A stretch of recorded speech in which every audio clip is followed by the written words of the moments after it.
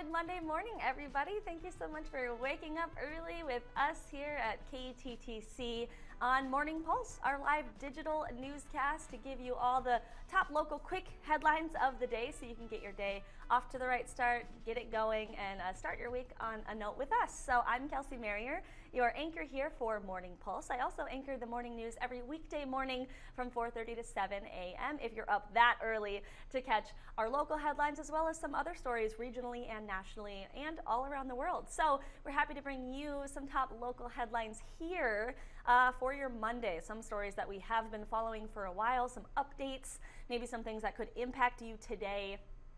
We have a couple of stories we're going to get to that are our top stories for KTTC this morning. So without further ado, let's get right into it. This is a story, the first one here is one that we've been talking about for a little while, and we have a little bit of an update here. So this story is about a rare court hearing that's going to be happening today in the Jody Huisentruit case.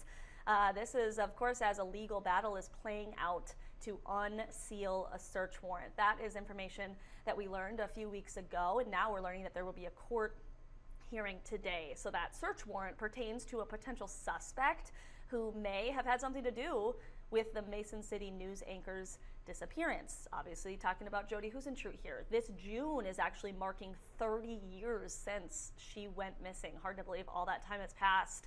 Person of interest John Van Cise, he passed away in December, just a few months ago, and now private investigator Steve Ridge is asking the court to unseal a 2017 search warrant that really examined some GPS data from two of Van Cise's vehicles. However, Mason City investigators themselves argue that this case is still almost 3 decades later, and that the search warrant should remain sealed. Well, the Cerro Gordo County attorney argues the death of a person of interest hasn't stopped or altered the investigation in any way, which is why that private investigator, Steve Ridge, wants to unseal that search warrant. So there will be a hearing taking place on all of this today in Cerro Gordo County Court. That'll be happening at 2 o'clock this afternoon. Cameras are allowed in the courtroom for this hearing, so we will have a team with KTTC there to figure out what happens during that court hearing, so you can look for continued coverage both on air on KTTC as well as on our website. And this is a story we will continue to follow. All right, the next story that we are talking about today may impact some drivers, some commuters in going into work or school today. It's a traffic alert that we want to let you know about. So drivers that are going to be using the Highway 14 roadway about 2 miles west of Iota are going to be detoured this week because crews are going to be repairing a railroad bridge over the highway. You may know which one we're talking about here. This is a MnDOT project, so according to that agency, the work was originally supposed to happen back in mid-February. However, you remember that week where we had really, really cold extreme temperatures? Well, that was when this work was originally supposed to happen.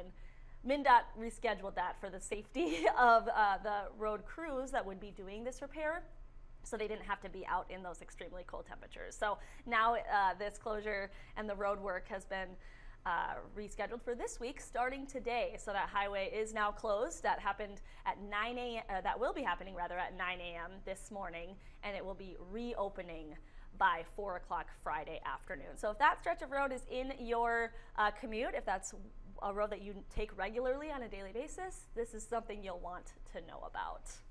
All right, our final story this morning is something that's happening today as well.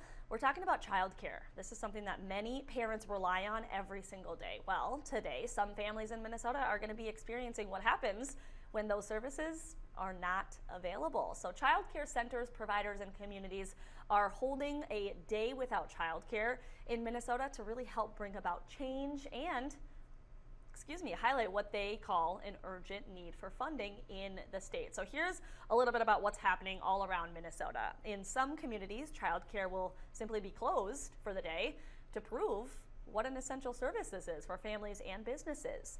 Other communities, there might be rallies or news conferences Again, this is really a push for higher teacher pay and access to quality care for all children and families in the state of Minnesota.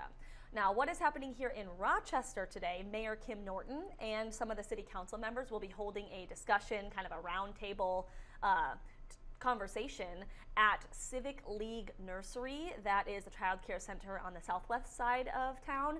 That is going to be getting underway at 9:45 this morning.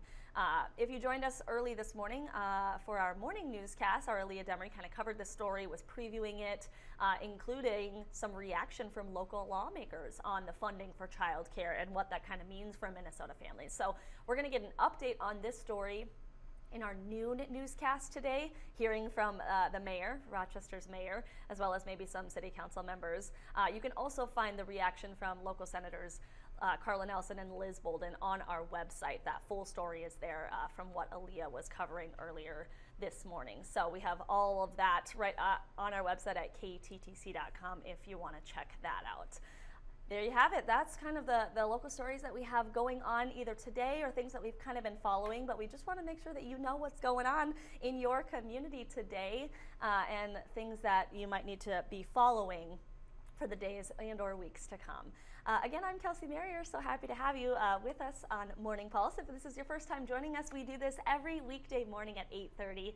Just a quick digital roundup of your top local headlines just to get your day started. Make sure you know what's happening in your community. We're also streaming this live on our YouTube channel for KTTC. I also have some viewers on my Facebook page. Thank you so much for watching and joining us here.